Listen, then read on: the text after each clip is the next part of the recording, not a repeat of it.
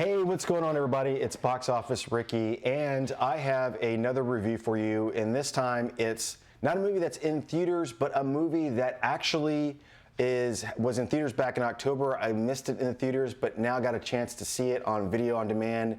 And that movie is Roofman, starring Channing Tatum and Kirsten Dunst. So, before I dive into my review real quick, let's go ahead and quickly read the synopsis of the film, so that way you guys know what I'm talking about, and it kind of gives you an idea what the story's about. So, Roofman is a 2025 film starring Channing Tatum as Jeffrey Manchester, a former Army Ranger and struggling father who robbed a McDonald's restaurant by cutting through their roofs.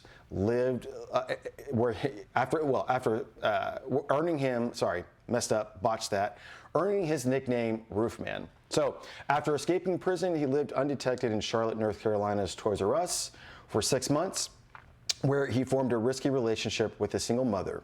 The film blends elements of crime drama, romance, and comedy, and is based on a true story of Manchester's life and crimes. So, one thing that it does not mention there is that this is a film that is set probably in the late 90s, early 2000s, which for all the nostalgia people out there, it's kind of cool to see a Toys R Us store, you know, that something we don't see at all. And also you see an old McDonald's.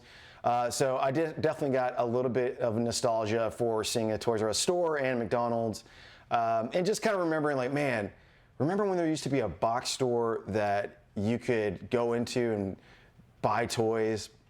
And, you know, that no longer exists. But anyway, let's quickly dive into the review. Right off the top, I thoroughly enjoyed the film. It is, what I gotta say is I was expecting a film that was very similar to Leonardo DiCaprio's Catch Me If You Can.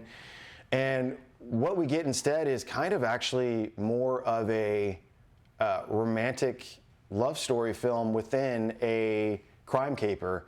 The film starts off like a Catch Me If You Can. It starts off very much where you're expecting to see, you know, how Channing Tatum's character is going to escape, you know, the police in every corner. And the film definitely starts off that way. It starts off with, you know, seeing his crimes and, you know, why he does his crime, the crimes, why, you know, what's the motivation behind it. You know, family obviously is the motivation behind his crimes.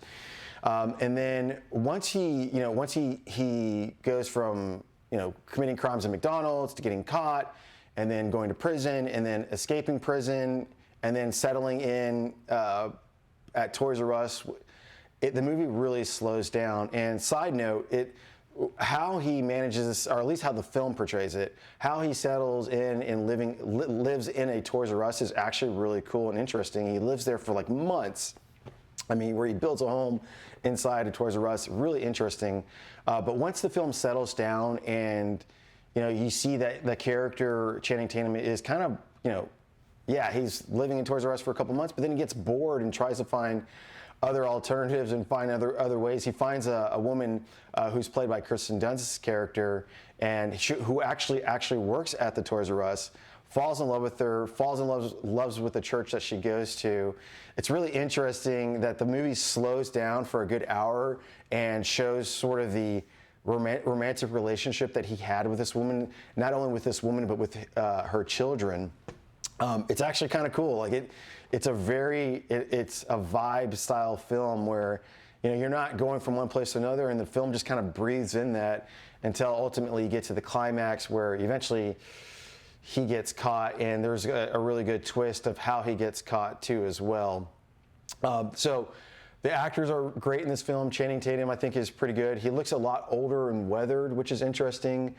Kirsten Dunst is amazing in this film. She is a actress that, you know, I think early on in her career, I think she had didn't have a lot of roles with a lot of depth.